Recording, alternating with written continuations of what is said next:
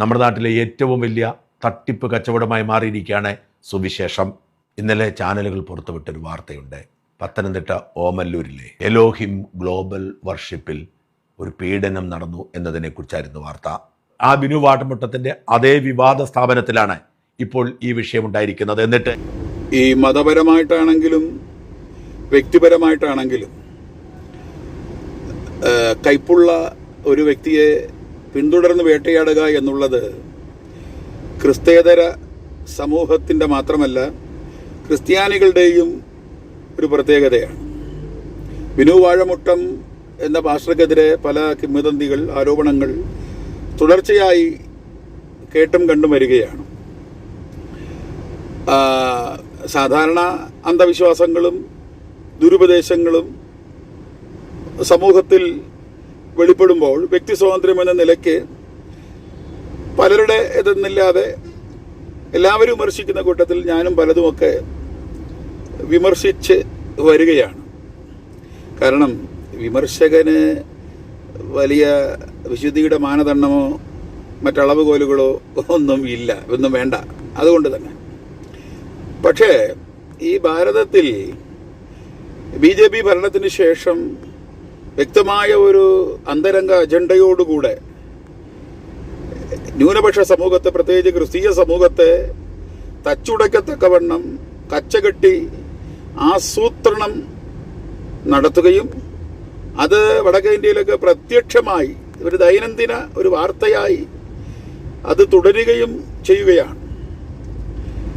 പക്ഷേ കേരളം പോലത്തെ വിദ്യാസമ്പന്നമായ അല്പം ലൈറ്റുള്ള കണ്ണു തുറന്ന സമൂഹത്തിൻ്റെ ഇടയിൽ പ്രത്യക്ഷത്തിൽ പ്രതികരിക്കുവാൻ കഴിയാത്തത് കൊണ്ട് അജണ്ടയോടുകൂടെ തക്കം നോക്കി മറവിലിരുന്ന് കുതന്ത്രങ്ങൾ ആസൂത്രണം ചെയ്യുക ഈ സംഘപരിവാറിൻ്റെ അജണ്ടയിൽപ്പെട്ട ഒന്നാണ്. അവർക്ക് ഏത് റോഡിൻ്റെ ഓരത്തിലും ഏത് ഹൈവേ ക്രോസ് ചെയ്തും അവർക്ക് റാലി നടത്താം, ശബ്ദകോലാഹലം നടത്താം, അവർക്ക് FCR ഫണ്ട് സുഗമമായി ഇവിടെ നടത്താം, അനാഥാലയം നടത്താം, യോഗ സെൻറ്റർ നടത്താം. അതിനകത്ത് മാധ്യമപ്രവർത്തകർക്കൊന്നും പോകാൻ പാടില്ല. അതിനകത്തുള്ള നിഗൂഢത ആരെങ്കിലുമൊക്കെ വെളിപ്പെടുത്തിയാൽ അവർ പിന്നെ രാജ്യദ്രോഹ കുറ്റം എന്തും ആവാം അവർക്കിവിടെ. ഏത് മനുഷ്യവ്യാസമുള്ള റോഡുകളിലും മൃഗങ്ങൾക്കും ഒക്കെ സുഗമമായി ഇവിടെ നടക്കാം, ഒരു കുഴപ്പമില്ല. പക്ഷേ ഈ ക്രിസ്തീയ ന്യൂനപക്ഷ സമൂഹം അവർക്ക് ആരാധിക്കാനൊരു സ്ഥലം അവർ തിരഞ്ഞെടുക്കുമ്പോൾ 100 നിയമങ്ങളാണ്. പഞ്ചായത്തിൽ ഉൾപ്പെടെ കളക്ടറേറ്റ് വരെ, എന്തിനു പറയുന്നത് ഈ കാലഘട്ടങ്ങളിൽ ഇടക്കേരിയിലൊക്കെ കോടതിയിൽ വരെ തന്നെ അങ്ങനെയൊക്കെയുള്ളൊരു വളരെ ദുസ്സഹമായ ഒരു സാഹചര്യത്തിൽ ജീവിക്കുമ്പോൾ ഈ പഞ്ചായത്തൊക്കെ ഭരണം നിലനിൽക്കുന്ന ഈ പ്രദേശങ്ങളിൽ ഈ ക്രിസ്തീയ സഭകളുടെയൊക്കെ അവസ്ഥ വളരെ പരിതാപകരമാണ്. ഈ ബിനു വാഴമുട്ടം പാസ്റ്റർ അനേക ആൾക്കാരെ സ്വാധീനിക്കുന്ന നിലയിലുള്ള ഒരു പ്രവർത്തനം ഇവിടെ നടക്കുകയാണ്. അത് എല്ലാവരുടെയും പ്രസംഗ ശൈലിയും പ്രവർത്തന ശൈലിയും ഒരേപോലെ ആയിരിക്കണമെന്നില്ല. എല്ലാ മതത്തിനും അതിൻ്റെതായ സ്ലാങ്ങുകളും അതിൻ്റെതായ ഭാഷകളും താനാരോ തന്നാലോ പാട്ടുകളും എല്ലാത്തിനും അങ്ങോട്ടും ഇങ്ങോട്ടുമൊക്കെ എല്ലായിടമൊക്കെ ഉണ്ട്. അതിനെയൊക്കെ അങ്ങോട്ടും ഇങ്ങോട്ടുമൊക്കെ കുത്തി വിമർശിച്ചാൽ വിമർശിക്കാനേ സമയം വരത്തുള്ളൂ. പക്ഷേ ഈ സ്ഥലത്ത് ഇങ്ങനെ അനാഥാലയത്തിൻ്റെ പേരിൽ ഇങ്ങനെ വൃദ്ധസദനത്തിൻ്റെ പേരിലൊക്കെ എന്തൊക്കെ നടക്കുന്നു എന്നൊക്കെ പറഞ്ഞ് ആരോപണം കേസുകളൊക്കെ നടന്നു വരുന്നു. ഞാനൊരു കാര്യം ചോദിക്കട്ടെ, ഈ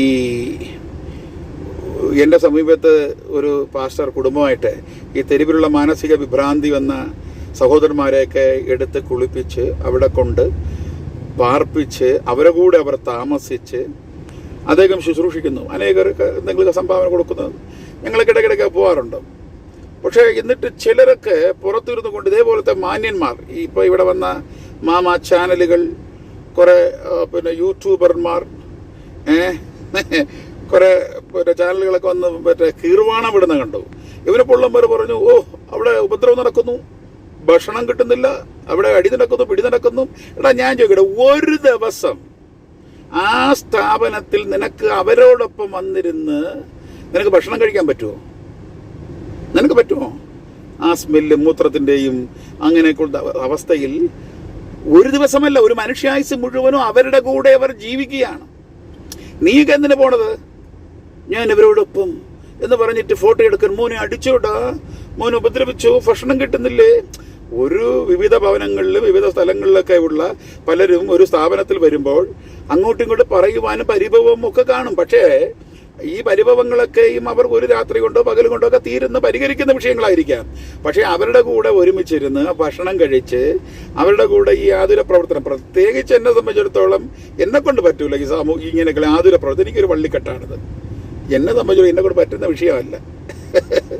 ആരെങ്കിലും എൻ്റെ കൂട്ടുകാരന്മാരെ പറഞ്ഞാൽ ഞാനും അത് പ്രോത്സാഹിപ്പിക്കത്തില്ല. കാരണം അങ്ങനെ ആർക്കെങ്കിലും ആതുര സേവനം ചെയ്യണമെങ്കിൽ ഇങ്ങനെയൊക്കെ കൂട്ടിനടുത്ത് അടച്ചിട്ട് ഇങ്ങനെ ചെയ്തതിനേക്കാൾ അവരുടെ വീടുകളിൽ കൊണ്ടുപോയി നിങ്ങളെ കൊണ്ട് പ്രാപ്തിക്കൊത്തവണ്ണം അല്ലെങ്കിൽ അങ്ങനെ ചെയ്യുക, ഇതേ ഞാൻ പറയത്തുള്ളൂ. പക്ഷേ ഇവിടെ അദ്ദേഹം ഞാൻ തെറ്റ് പറയുന്നില്ല, അദ്ദേഹം കുറച്ച് ആൾക്കാരെ അവിടെ സംരക്ഷിക്കുന്നു.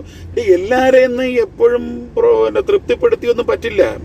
അദ്ദേഹം അതിൻ്റെ ലീഡറാണ്. എവിടെയെങ്കിലും ഇരിക്കുന്നു ഒരു ഇടത്ത് ഞാൻ അറിഞ്ഞത് 2 കുട്ടികൾ തമ്മിലുള്ളൊരു പ്രശ്നം, അങ്ങോട്ടും ഇങ്ങോട്ടും അടികളായി, മനസ്സിലായില്ല. ഇപ്പം ഇവിടത്തേക്ക്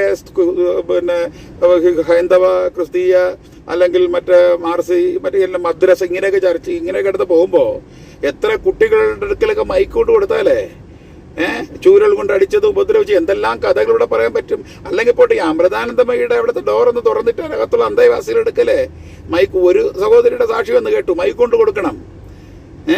എന്തെല്ലാം കഥകൾ പറയാൻ പറ്റും. അപ്പോൾ വൈരാഗ്യമുള്ള ഒരാളിനെ, പകയുള്ള ഒരാളിനെ പിന്തുടർന്നു കഴിഞ്ഞാൽ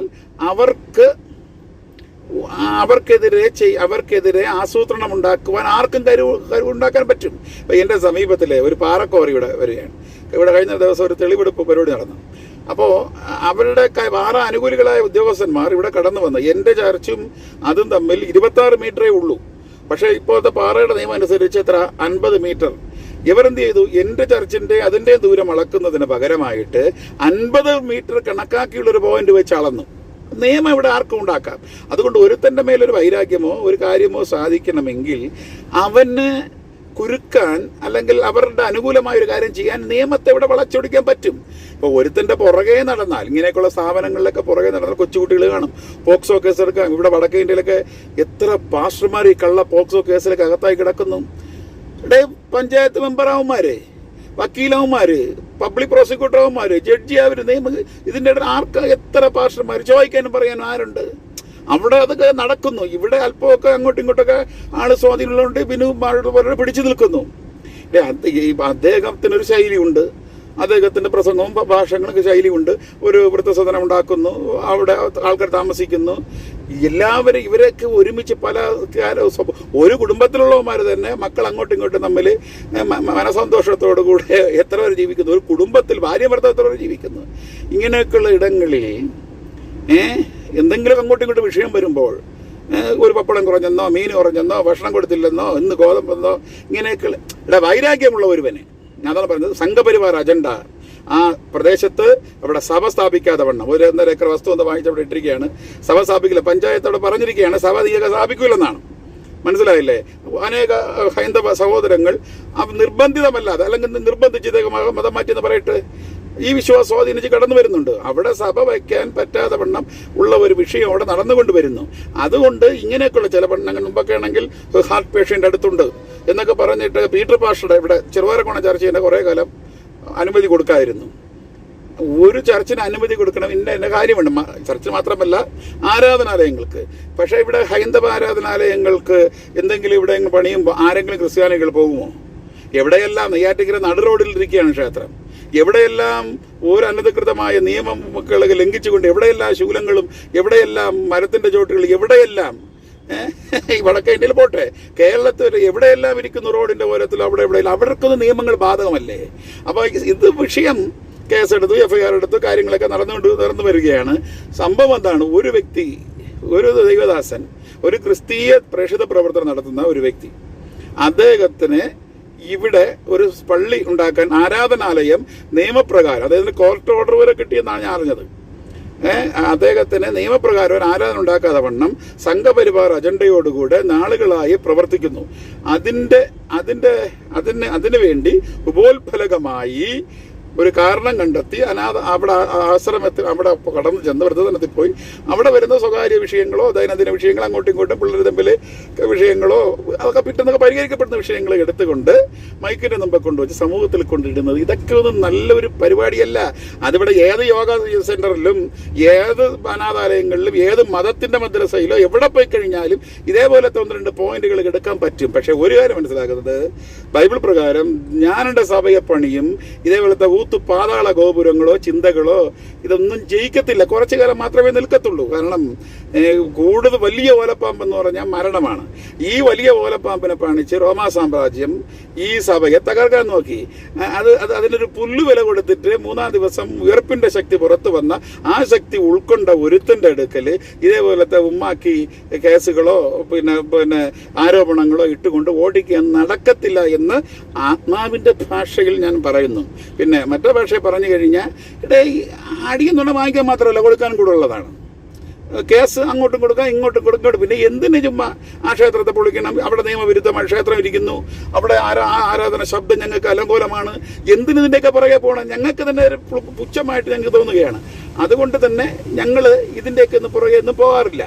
പിന്നെ നിയമപരമായ രീതിയിൽ എന്തെങ്കിലും ക്രിമിനൽ കുറ്റങ്ങൾ അവിടെ നടന്നിട്ടുണ്ടെങ്കിൽ നിയമത്തിന്റെ വഴിക്ക് പോകട്ടെ.